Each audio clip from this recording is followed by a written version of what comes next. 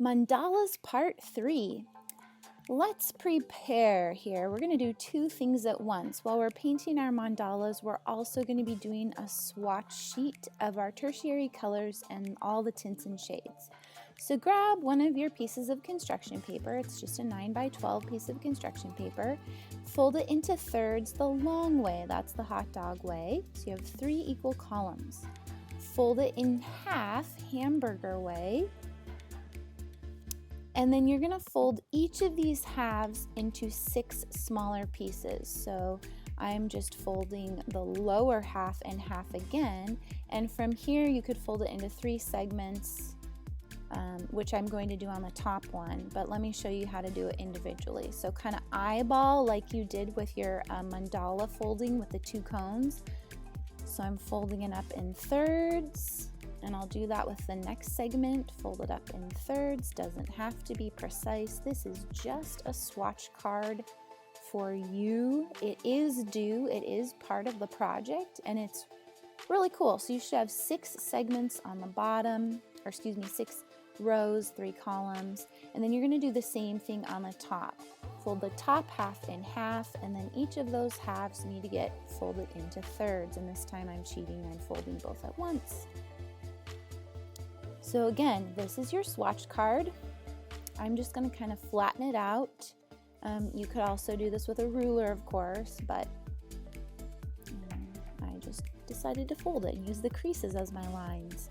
With a marker or Sharpie, but just something that's waterproof, go ahead and make one column your hues or colors. The next column will be tints. Those have white in them.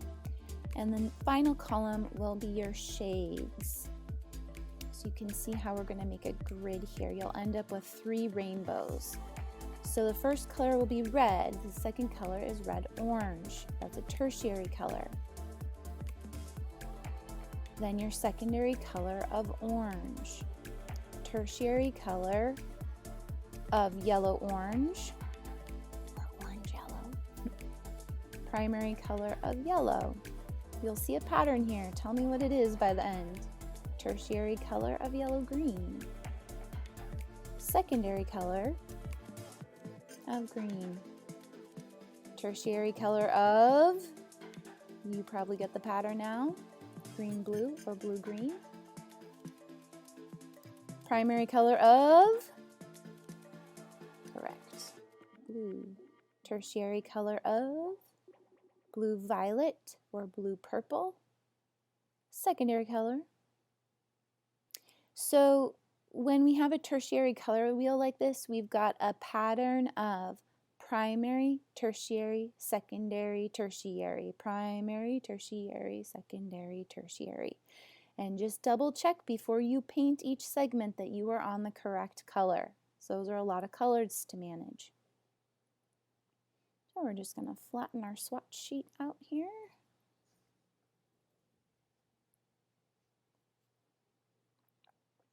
Bring your mandala onto a messy mat. Just have something under your workspace. Popsicle sticks are very handy. Save these, don't throw them away, particularly if you stop your project midway and pick it up another day. Just wipe them off and save them. I'm using a smaller paintbrush. It's about the size that comes in Crayola watercolors. Smaller is better for detail. Grab a jar of water, and this is a very important step. Get yourself a couple of paper towels. Tempera on this paper does not like water. You need to start with a dry dish.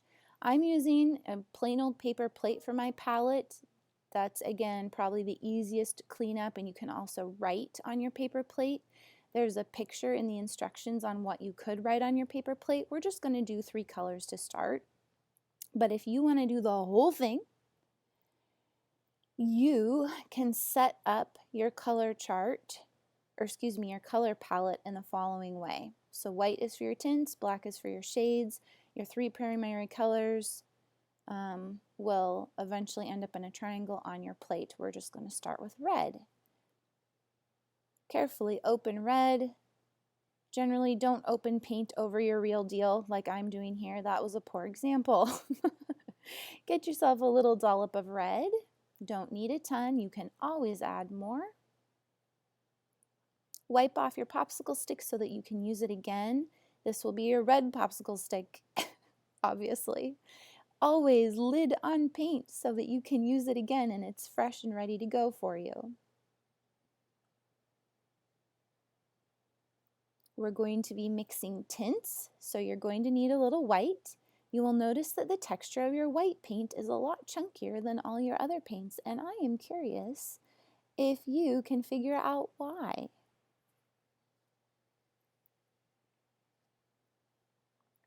Again, lid on the paint. And yet another popsicle stick for black. And I'm just going to leave these on my palette for right now because I'm going to be using them. Don't need a lot of black. Black will be the color you need the least. Lid on your black, set those aside. Get your space ready to go. The paper towels are also very useful to keep your hands clean. It's going to be super important for you to check your hands before you paint. It's really easy with this project to get a little bit of paint on your wrist or your fingers, and then it'll end up in a space you don't want it on your paper. So paper towels are going to be great for this. Okay, tippy toes, very lightly tippy toe in red. And make a little swatch of straight up primary color or hue. Hue is another word for color of red. We're going to set our swatch sheet aside. I've got red on my brush. I'm not going to wash it. I am going to choose one slice of the pie and I'm going to choose several shapes within this slice to paint straight red. The shapes I choose in this slice for red will be the shapes in every slice that get the original color, that get the primary, tertiary, secondary colors. So think ahead to the pattern you want to create with the value of color, and value of course is lightness or darkness of the color. So here I've chosen two very large shapes for my original color and then a third there up at the top. It's time to do tints now. So you're going to just leave the red on your brush. I didn't have very much, so I added a little more. You're probably going to need about 10 times as much white as you do of your original hue. So I'm going to use my popsicle stick, not my paintbrush, to dip into the red, and I'm going for a very light pink. So once I've found the tint, tints have white in them. Once I've found the tint of red I like, I'm going to choose several shapes in my first red segment to paint a red tint, which is pink. And again, these same shapes in this first segment that are tints in this segment. Oh, see, I got paint. I got paint on my hand and it ended up in my next segment. Okay, when you're finished with your tints, wipe off your brush and make sure it's dry before you use straight up red with a teeny tiny little touch of black. This will create a shade. You can always add more black, but you can't take it away. So just do tippy toes in black first and see how you like it. And part of why we have our swatch sheet is so that you can see if you like the contrast or the color you've created before it actually ends up on your mandala. So look at that awesome burgundy. So we've got red, pink, and burgundy now just by adding white and black. Obviously your last segments will be the darkest. I planned ahead. I thought about which segments I wanted the darkest, so that might be a good idea for you. So as you can see, my teardrop shape in every segment is going to be the darkest. My inside shape is going to be the darkest. Clean off your brush really, really well. Wipe it on a paper towel. See how dirty that is still even after water? And because we're doing the tertiary color of red-orange, it's okay if I have red on my brush. So I'm making two little spots for orange and red-orange. I'm going to put a lot of yellow on my palette, about as much as I did for the red. You might need more yellow than red. So I'm just going to mix my tertiary color straight up, but you could start with orange first. And of course, you're going to need more yellow to create orange than red. My tertiary color will be just a little bit of yellow in the red color. And that should create a nice, deep, fiery orange. What you're going for is a color directly in between the red and orange of the rainbow. So if you want to mix your orange first as a reference, that would be a great idea. Okay, I cleaned my hands.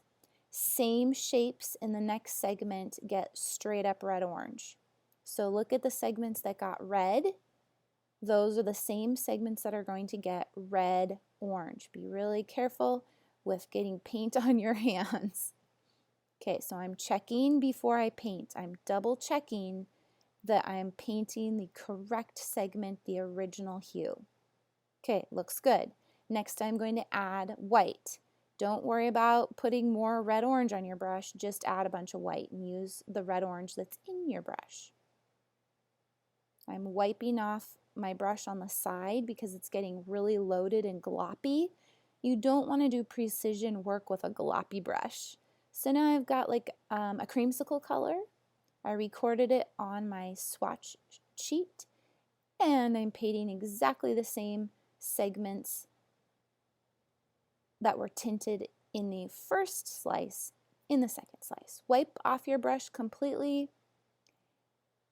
You're going to need straight up red-orange with a little bit of black. Please don't use your tint to mix your shade. It won't turn out right. So straight up tertiary color plus a little black in it. Double check that you're painting the right segments. Double check that your hand is clean. All right.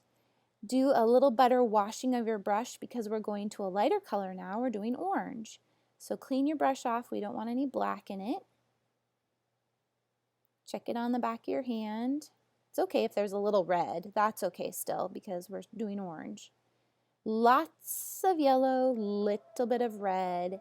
You're going for a color directly between red and yellow in value. So if you need to add a little more red, which I felt I did here, that's after my swatch, yep. And then wipe off your brush if it's too loaded. You can even wipe it off on your paper towels so that you have better control on your paper. I'm checking my original hue segments and I'm doing those first. Double check before you paint.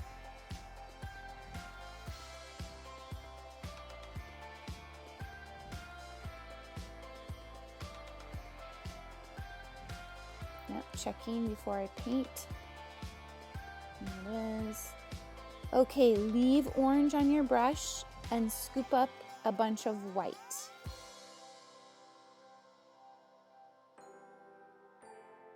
So now we're going to have an even lighter peach color in the tint column. Looking good, I like it. So I'm going to do the same shapes as the other segments that were tinted. I'm double checking before I paint. There are 3 of them. Good, 3. Now I'm wiping off all that white. I don't want any white on my brush when I mix my shade. So again, you need straight up orange with a little black in it, and it makes that rotten pumpkin color that I love. Yes, I dig it. Again, I'm checking that my dark segments are correct. Yep. Wonderful.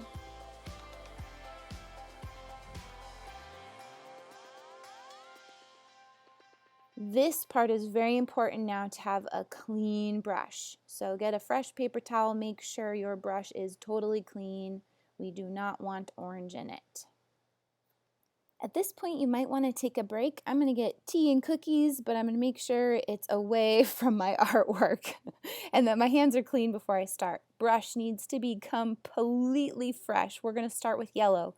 We are skipping the tertiary color of orange yellow for a reason. I want your brush to be perfectly clean. We're just going to start with straight up yellow, so skip a segment. I'm looking around for my original hue shapes within my segment, and I'm making sure I got all 3 of those before I do the tints. Yellow's on my swatch sheet, putting a bunch of white over to create a tint of yellow. This makes a very nice lemony color. I didn't get quite enough white in there. Do you see? There's not enough contrast. So contrast is the difference in lightness and darkness between colors, and it's very important that you have contrast in each of your slices. So this is a light contrast. That's okay. I'm checking all of my 3 tint shapes are painted. I'm wiping off my brush. I don't want any white in my brush for shade. You're not going to need a lot of black in that yellow. Black acts a lot like blue when it interfaces with yellow. And look at that, is just such a cool fall color. I love the shades that are created by this project. I think you could do an incredible fall painting with just the shade column. So here I've got my 3 shaded segments. Remember to, if your brush gets super loaded, to wipe it off before you paint. Clean very well. We're going to go backwards now to the tertiary color of orange yellow. You might have to mix yourself some more orange, so grab a dab of red. Wipe off your brush if it gets too loaded. We're going for that middle of the road orange again. And then we're going to add more yellow to it. So right in between yellow and orange is orange yellow or yellow orange. Again, clean your hand. Now we're really in between 2 wet pieces. You could always use a heat tool or a hairbrush to dry each segment as you go, or you could take a break in between each segment. I tore my paper here, no biggie. Just get a piece of tape and put it on the back side of your paper. If yours tears on the fold, no biggie. Okay, white needs to go into that yellow-orange color to create a tint. Check it on your swatch sheet. Remember to record those on your swatch sheet. You're going to be so pleased with your swatch sheet at the end. And again, repeat the process. Double check your tinted shapes before you paint them. Make sure you have all 3 or 4 or 2, whatever it is for you. Again, get the white off of your brush. And what are we doing next, people? Just dip your toe in black. Don't need a lot of it. Wipe off your brush. Wipe off your hands. Check your swatch sheet. Looking good. Always use the colors next to your color as a reference. Should be right in between. You might have to do that in your imagination, obviously, with the future color. Okay, so I'm repeating this process, cleaning my brush thoroughly between every segment. You're going to go through a bunch of paper towels. Feel free to take a break. Feel free to write on your palette as I am. Again, you can look at the picture I posted in the project on how to set up your palette if you're getting ambitious and want to do this all in one day. This took me a couple hours to do. So really take your time. This is a long project. It would probably take us 3 or 4 weeks at school to complete. Also, word to the wise, just wipe off your popsicle sticks when you are finished and save them. If you're going to continue painting, or if you have a lot of leftover paint and you want to use it for another project of your choice, save those popsicle sticks. They're very handy. Your paint will dry on your palette over a couple of hours, so just throw it away and start fresh. There's not really a good way to save tempera unless you've got it in a container that you can put an airtight lid on, which is totally fine. Brush control is a big deal for this project. If we were at school, I would help you with how to make thick and thin lines by using pressure. If you use very light tippy toes on your paintbrush, you're going to be able to get very fine lines. If you press down and flatten the bristles, you're going to be able to cover a lot of ground.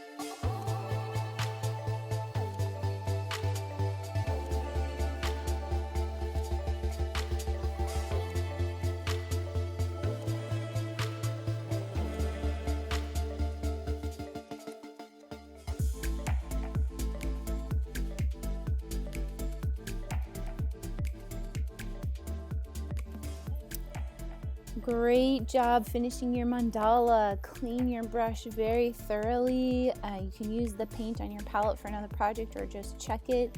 Stand back, admire your work. Any edges that are torn, I'll show you how to tape those later. Look at this awesome swatch sheet that we made. So we've got a tertiary rainbow, we've got a tinted or pastel rainbow, and we've got a rainbow with shades. Once your mandala is dry, repair it with tape on the back side. So I'm just very carefully adding some tape there, and good as new. Make sure you have a fresh Sharpie. Make sure your name is on the back, once again, so that you get credit for this, but a fresh Sharpie and a ruler. If you have straight lines on your mandala, a ruler is going to be crucial.